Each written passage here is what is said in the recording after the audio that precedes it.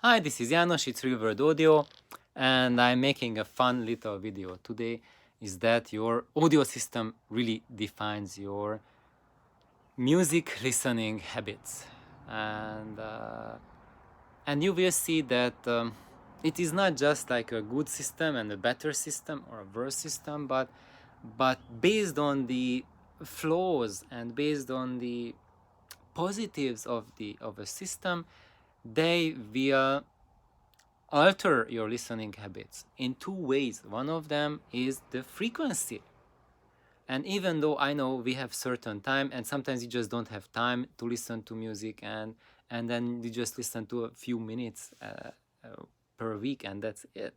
But even if you're in that scenario, if your system allows you to listen for hours, then maybe what you would do is just like turn on your system, maybe put on your playlist, and then just start listening to it and fall asleep with that, and it just goes on in the night while you are sleeping.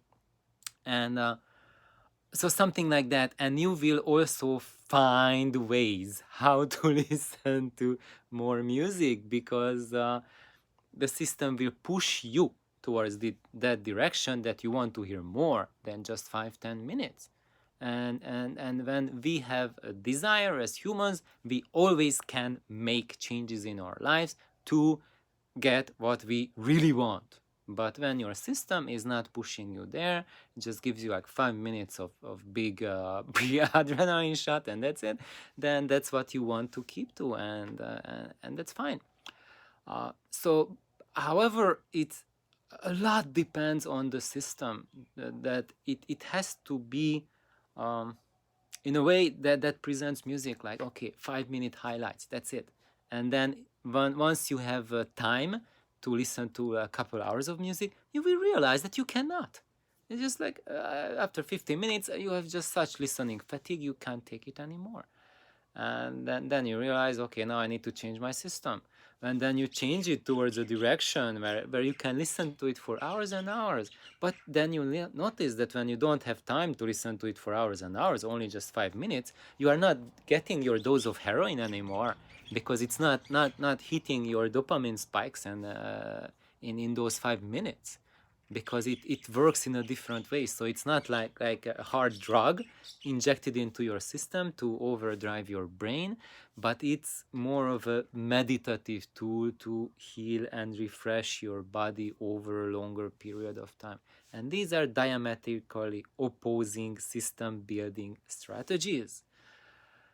So that's one thing. So there's one talk in audio about good and bad, or getting like more refined or less refined, lower level, higher level. But there's also not much talk about it, but this is true, yeah, that there is these two diametrically opposing ways to build systems. One for the few minute dopamine, adrenaline, serotonin, cortisol shot, versus the long term heals your body, gets you in touch with music, and just let you regenerate and develop on the long term. So so these two are something that you need to be aware of, and you need to be aware of it, so that when you build your system, you know to pick one or the other, and gear that fall into one category or the other. And that's when, if you do that, if you consciously build a system like this or that, that's when you will be happy because you will get results that you want. When you will be unhappy is when you start mixing and matching equipment that falls into the other category. And that's when you read such things that, okay, I have this really nice, like, high current loudspeaker, and I have this like nice digital source, MIT cables, and I put in a zero feedback tube amplifier, and it sounds like shit. And yeah, because you are mixing water and oil, and they don't mix and match, you get a mess. And so that's why you need to keep the categories different, they separate, and progress within each. So I think that's it about this video. I just promised a short video for now, and just keep in mind about systems building strategies and how they affect your listening habits. And it's a good thing. When you are aware of it, you are on the road, you will be happy. Bye bye.